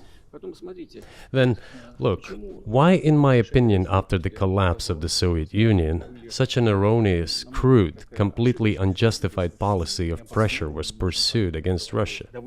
After all, this is a policy of pressure. NATO expansion, support for the separatists in Caucasus, creation of a missile defense system. These are all elements of pressure. Pressure, pressure, pressure. Then, dragging Ukraine into NATO is all about pressure, pressure, pressure. Why? I think, among other things, because excessive production capacities were created. During the confrontation with the Soviet Union, there were many centers created and specialists on the Soviet Union who could not do anything else. They convinced the political leadership that it is necessary to continue chiseling Russia, to try to break it up, to create on this territory several quasi-state entities, and to subdue them in a divided form, to use their combined potential for the future struggle with China. This is a mistake, including the excessive potential of those who worked for the confrontation with the Soviet Union. It is necessary to get rid of this. There should be new, fresh forces, people who look into the future and understand what is happening in the world. Look at how Indonesia is developing. 600 million people. Where can we get away from that? Nowhere. We just have to assume that Indonesia will enter. It is already in the club of the world's leading economies, no matter who likes it or dislikes it. Yes, we understand and are aware that in the United States, despite all the economic problems, the situation is still normal, with the economy growing decently. The GDP is growing by 2.5%, if I'm not mistaken. But if we want to ensure the future, then we need to change our approach to what is changing. As I already said, the world would nevertheless change, regardless of how the developments in Ukraine end. The world is changing. In the United States themselves, experts are writing that the United States are nonetheless gradually changing their position in the world. It is your experts who write that. I just read them. The only question is how this would happen, painfully and quickly, or gently and gradually. And this is written by people who are not anti-American. They simply follow global development trends. That's it. And in order to assess them and change policies, we need people who think, look forward, can analyze and recommend certain decisions at the level of political leaders. I just have to ask, you've said clearly that NATO expansion eastward is a violation of the promise you all were made in 1990. It's a threat to your country. Right before you sent troops into Ukraine, the Vice President of the United States went to the Munich Security Conference and encouraged the President of Ukraine to join NATO. Do you think that was an effort to provoke you into military action? Мы просто, я еще раз повторяю, мы многократно предлагали... I repeat once again, we have repeatedly proposed to seek a solution to the problems that arose in Ukraine after 2014 coup d'etat through peaceful means. But no one listened to us. And moreover, the Ukrainian leaders who were under the complete US control suddenly declared that they would not comply with the Minsk agreements. They disliked everything there and continued military activity in that territory. Шло освоение этой территории натовскими военными структурами. Под видом различных центров. And in parallel, that territory was being exploited by NATO military structures under the guise of various personnel training and retraining centers. They essentially began to create bases there. That's all. Ukraine announced that the Russians were a non-titular nationality, while passing the laws that limit the rights of non-titular nationalities in Ukraine. Ukraine, having received all these southeastern territories as a gift from the Russian people, suddenly announced that the Russians were a non-titular nationality in that territory. Is that normal? All this put together led to the decision to end the war that neo-Nazis started in Ukraine in 2014. Do you think Zelensky has the freedom to negotiate a settlement to this conflict?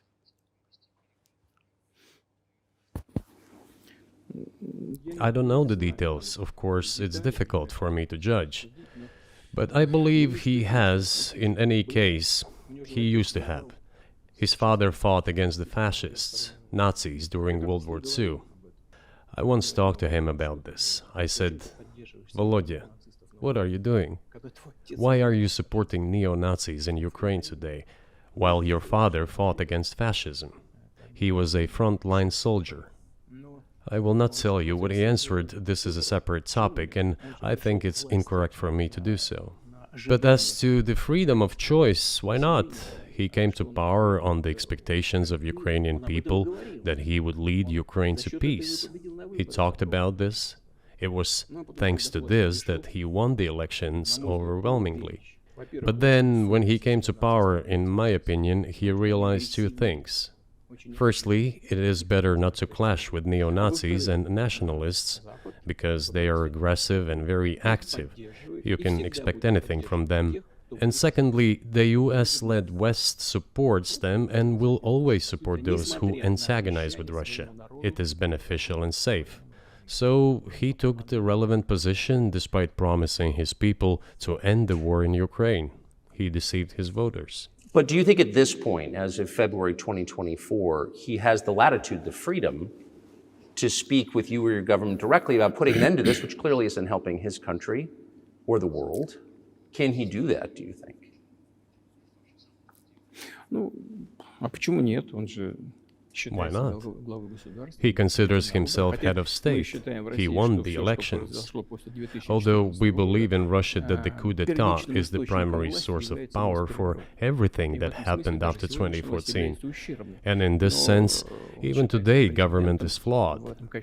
But he considers himself the president, and he is recognized by the United States, all of Europe, and practically the rest of the world in such a capacity. Why not? He can.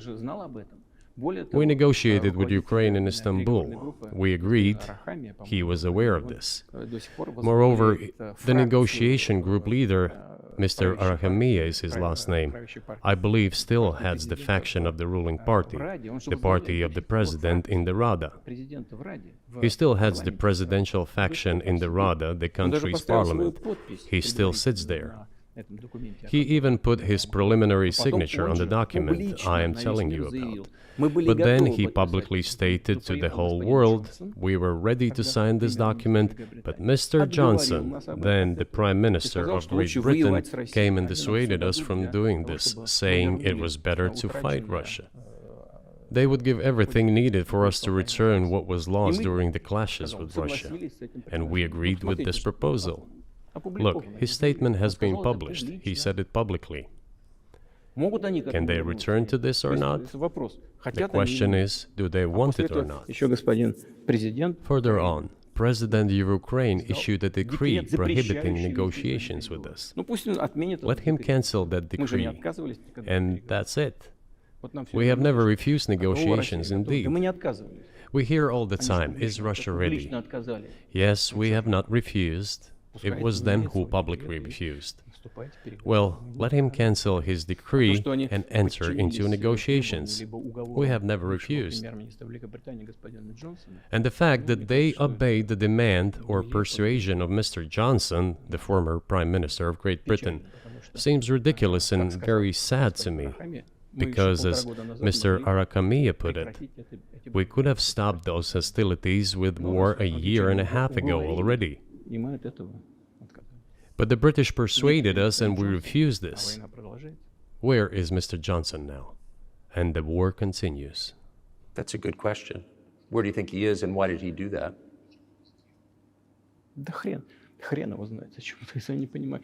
Hell knows. I don't understand it myself. There was a general starting point. For some reason, everyone had the illusion that Russia could be defeated on the battlefield.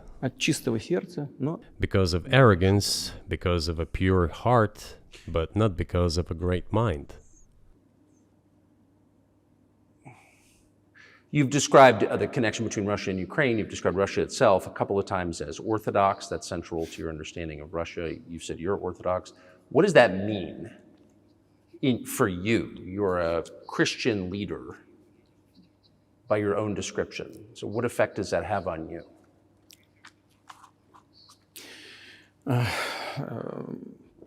You know, as I already mentioned, in 988, Prince Vladimir himself was baptized following the example of his grandmother, Princess Olga.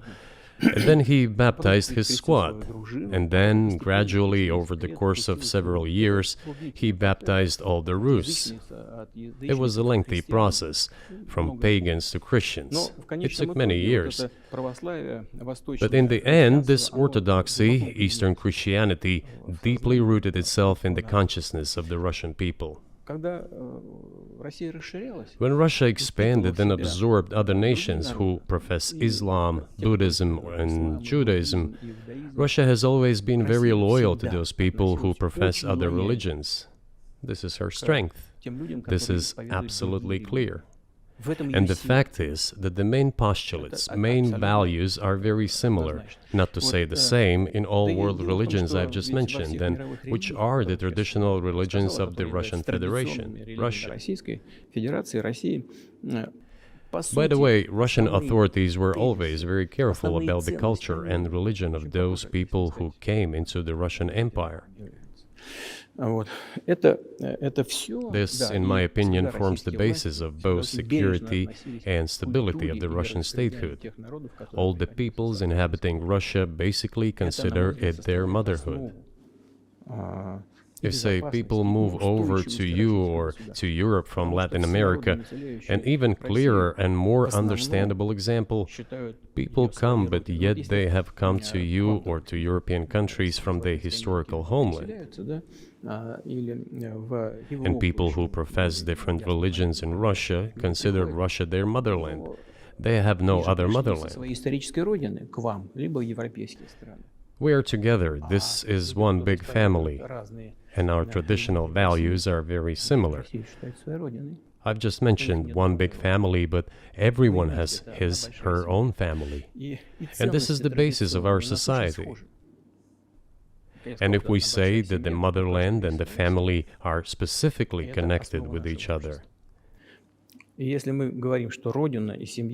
is indeed the case, since it is impossible to ensure a normal future for our children and our families unless we ensure a normal, sustainable future for the entire country, for the motherland.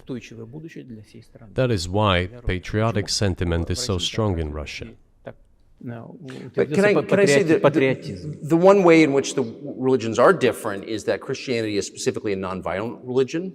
Jesus says, turn the other cheek, don't kill. How can a leader who has to kill, of any country, how can a leader be a Christian? How do you reconcile that to yourself?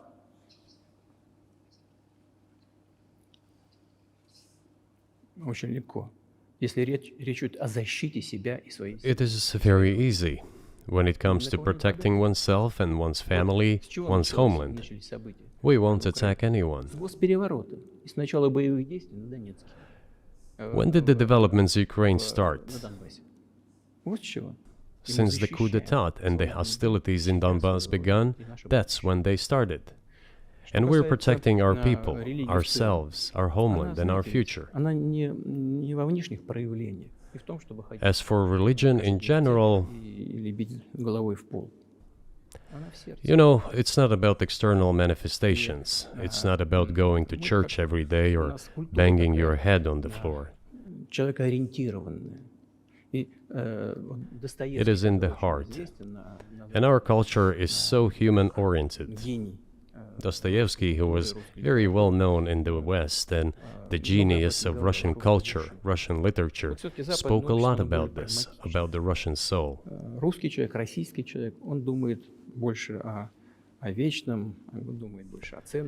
After all, Western society is more pragmatic.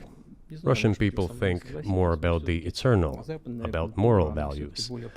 I don't know, maybe you won't agree with me, but Western culture is more pragmatic after all.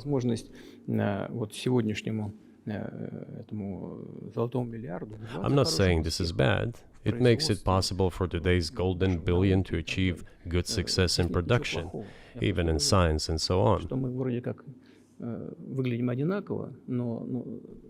There's nothing wrong with that. I'm just saying that we kind of look the same, but our minds so are do you built a see little the different. supernatural at work as you look out across what's happening in the world now? Do you see God at work? Do you ever think to yourself, these are forces that are not human?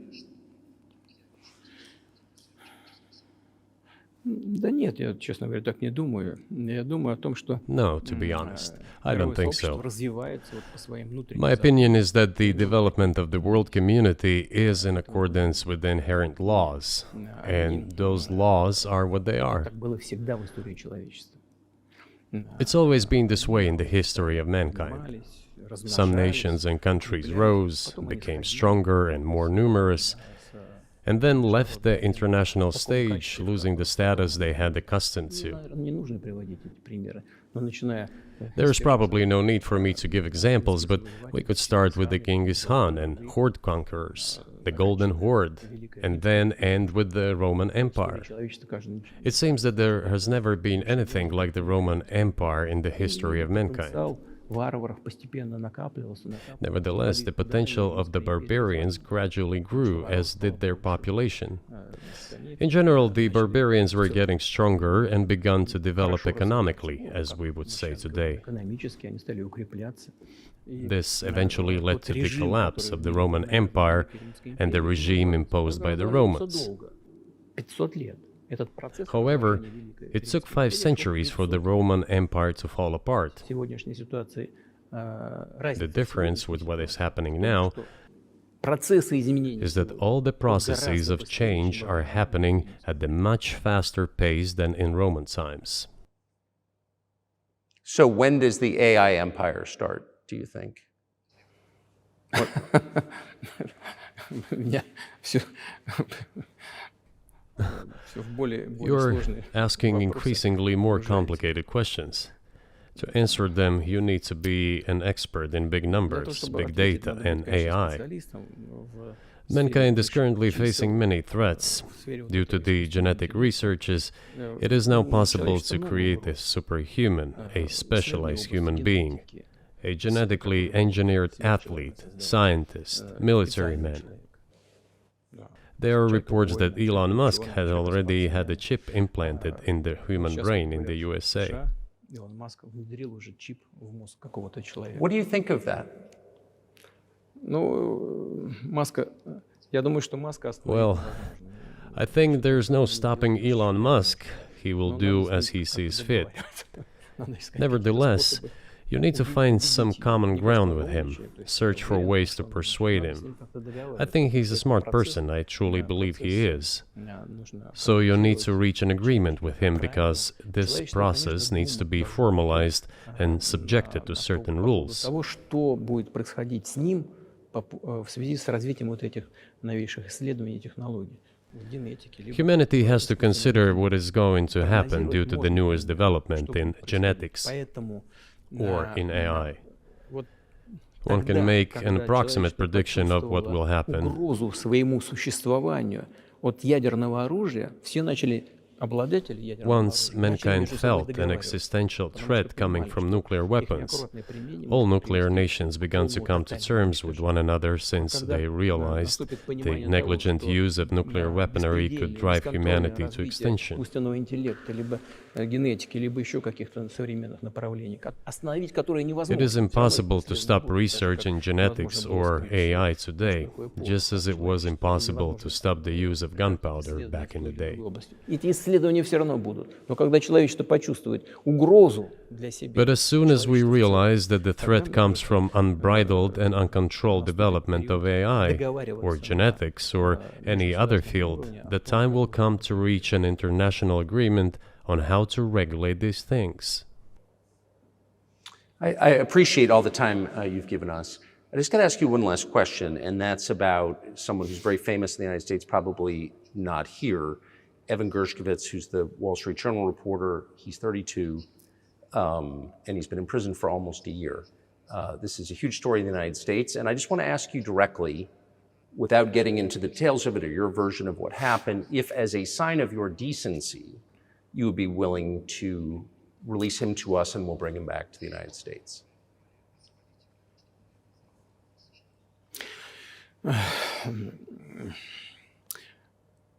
Мы столько сделали жестов доброй воли, что, мне кажется, мы исчерпали все лимиты. We have done so many gestures of goodwill out of decency that I think we have run out of them. Ни разу не ответил. Но We have never seen anyone reciprocate to us in a similar manner.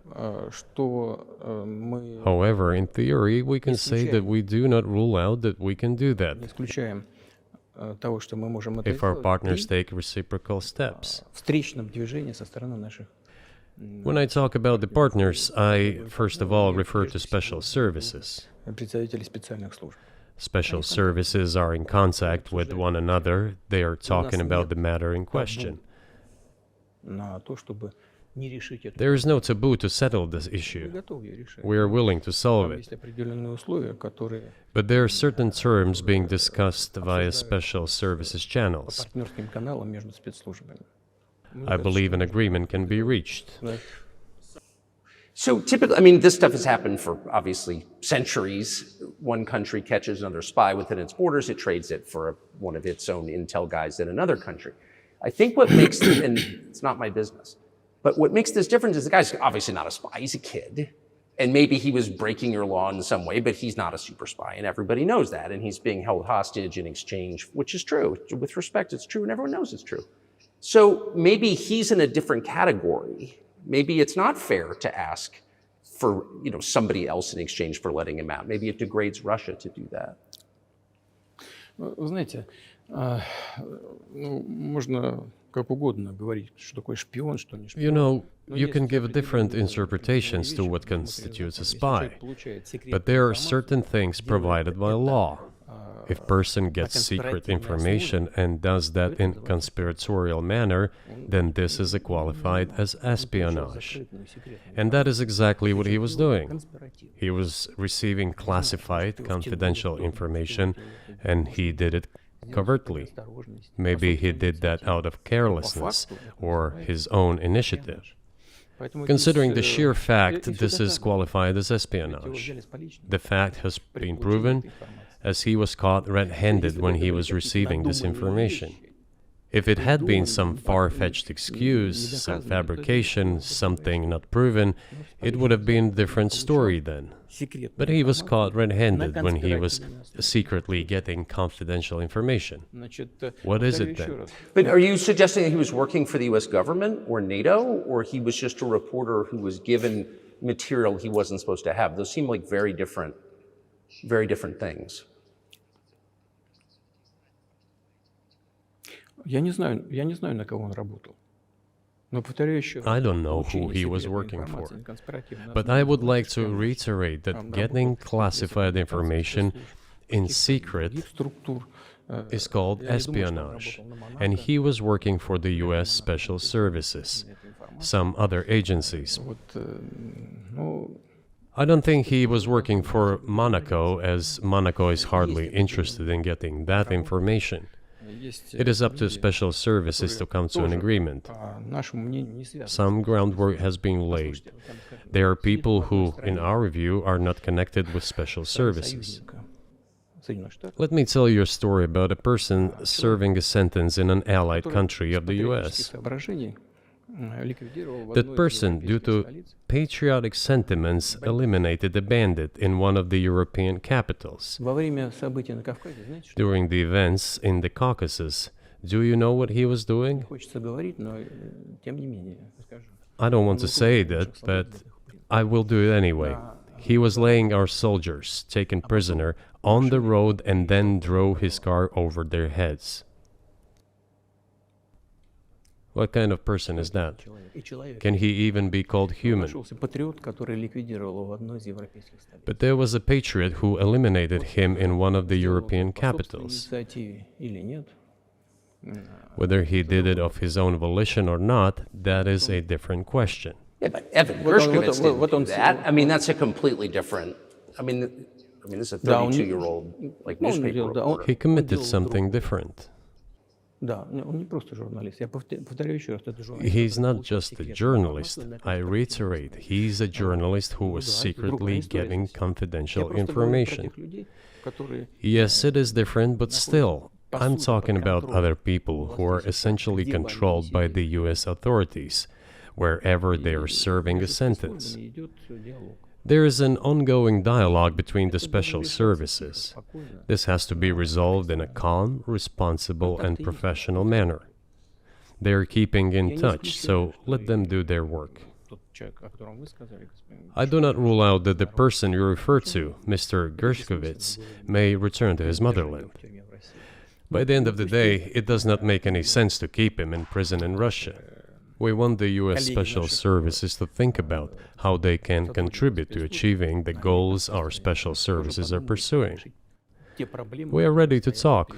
Moreover, the talks are underway. And there have been many successful examples of these talks crowned with success. Probably this is going to be crowned with success as well. But we have to come to an agreement. I hope you let him out. Mr. President, thank you. I also want him to return to his homeland at last. I'm absolutely sincere. But let me say once again, the dialogue continues. The more public we render things of this nature, the more difficult it becomes to resolve them. Everything has to be done in calm manner. I wonder if that's true режиме. with the war, though. Also, I mean, I guess I want to ask one more question, which is, and maybe you don't want to say so for strategic reasons, but are you worried that what's happening in Ukraine could lead to something much larger and much more horrible? And how motivated are you just to call the U.S. government and say, let's come to terms?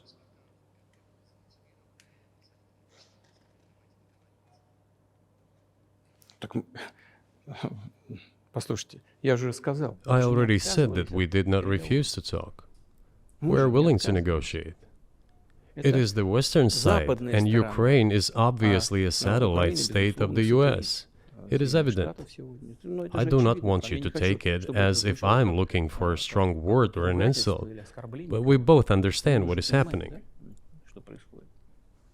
The financial support, 72 billion US dollars, was provided. Germany ranks second, then other European countries come. Dozens of billions of US dollars are going to Ukraine. There's a huge influx of weapons. In this case, you should tell the current Ukrainian leadership to stop and come to negotiating table, rescind this absurd decree. We did not refuse. Sure, but you already said it. I didn't think you meant it as an insult because you already said correctly, it's been reported that Ukraine was prevented from negotiating a peace settlement by the former British Prime Minister acting on behalf of the Biden administration. So of course they're a satellite. Big countries control small countries. That's not new. And that's why I asked about dealing directly with the Biden administration, which is making these decisions, not President Zelensky of Ukraine. Но если администрация Зеленского на Украине отказалась от переговоров, well, if the Zelensky administration in Ukraine refused to negotiate, I assume they did it under the instruction from Washington. If Washington believes it to be the wrong decision, let it abandon it. Let it find a delicate excuse so that no one is insulted. Let it come up with a way out. It was not us who made this decision, it was them. So let them go back on it. That is it. However, they made the wrong decision, and now we have to look for a way out of the situation to correct their mistakes. They did it, so let them correct it themselves. We support this.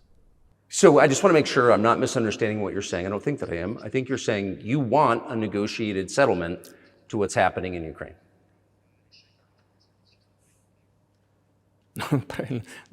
Right. And we made it. We prepared a huge document in Istanbul that was initialed by the head of the Ukrainian delegation. He affixed his signature to some of the provisions, not to all of it. He put his signature and then he himself said, "We were ready to sign it and the war would have been over long ago, 18 months ago. However, Prime Minister Johnson came, talked us out of it, and we missed that chance." Well, you missed it, you made a mistake. Let them get back to that, that is all. Why do we have to bother ourselves and correct somebody else's mistakes? I know one can say it is our mistake. It was us who intensified the situation and decided to put an end to the war that started in 2014 in Donbass, as I have already said, by means of weapons. Let me get back to further in history. I already told you this. We were just discussing it. Let us go back to 1991, when we were promised that NATO would not expand, to 2008, when the doors to NATO opened to the declaration of state sovereignty of Ukraine, declaring Ukraine a neutral state. Let us go back to the fact that NATO and US military bases started to appear on the territory of Ukraine, creating threats to us. Let us go back to coup d'etat in Ukraine in 2014. It is pointless though, isn't it? We may go back and forth endlessly, but they stopped negotiations. Is it a mistake? Yes. Correct it. We are ready. What else is needed? Do you think it's too humiliating at this point for NATO to accept Russian control of what was 2 years ago Ukrainian territory? Я же сказал, I said, let them think how to do it with dignity. There are options if there is a will. Варианты есть. Но если желание. Up until now, there has been the uproar and screaming about inflicting a strategic defeat on Russia on the battlefield. Стратегического поражения России, поражения на Now they are apparently coming to realize that it is difficult to achieve, if possible at all. In my opinion, it is impossible by definition. It is never going to happen. It seems to me that now, those who are in power in the West have come to realize this as well. это осознание пришло. Подумайте теперь. If so, if the realization has set in, they have to think what to do next. Того, We are ready for this dialogue. Would you be willing to say, congratulations, NATO, you won, and just keep the situation where it is now? Ну, вы знаете, это предмет переговоров. You know, it is a subject matter for the negotiations. No one is willing to conduct, or, to put it more accurately, Точнее сказать, хотят. they are willing but do not know how to do it. Я не только вижу, I know they want я to. знаю, что. It is not just I see it, but I know they do want it. But they're struggling to understand how to do it.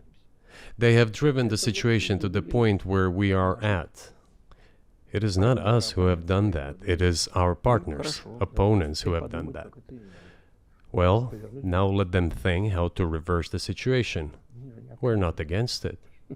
It would be funny if it were not so sad. Да, было бы смешно, если бы не было так грустно. This endless mobilization in Ukraine, the hysteria, the domestic problems, sooner or later it will result in agreement. Истерика, там, внутренние проблемы. You know, this probably sounds strange given the current situation, Все равно мы договоримся. И but the relations between the two peoples will be может, даже rebuilt странно в anyway. сегодняшней ситуации прозвучит. It will take a lot of time, but they will heal. Между народами восстановится. Потребуется много времени. I'll give you very unusual examples. Совсем приведу вам необычный пример. There is a combat encounter on the На поле battlefield. боя Here's a specific example. Ukrainian soldiers got encircled. This is an example from real life. Украинская Our soldiers were shouting to them, "There is no chance. Surrender yourselves. Come out and you will be alive." Наши солдаты им кричат. Suddenly, the Ukrainian soldiers were screaming from there in Russian, perfect Russian, saying, Вдруг оттуда "Russians, do not surrender." на хорошем русском And all of them и perished. не сдаются. They still identified themselves as Russian. Они до сих пор русскими себя ощущают. В этом смысле то, что What is happening is, to a certain extent, an element of a civil war. Everyone in the West thinks that the Russian people have been split by hostilities forever. растащили No, одну they часть. will be reunited. Нет, The unity is still there. воссоединение произойдет. Оно никуда и не делось. Why are the Ukrainian authorities dismantling the Ukrainian Orthodox Church? Растаскивают русскую православную церковь. Because it brings together not only the territory, Объединяет не территорию. it brings together our souls. И никого No one will be able не to удастся separate the soul. разделить.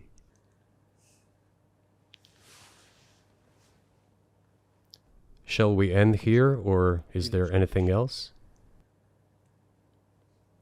No, I think that's great. Спасибо. Thank you, Mr. President. Free speech is bigger than any one person or any one organization. Societies are defined by what they will not permit. What we're watching is the total inversion of virtue.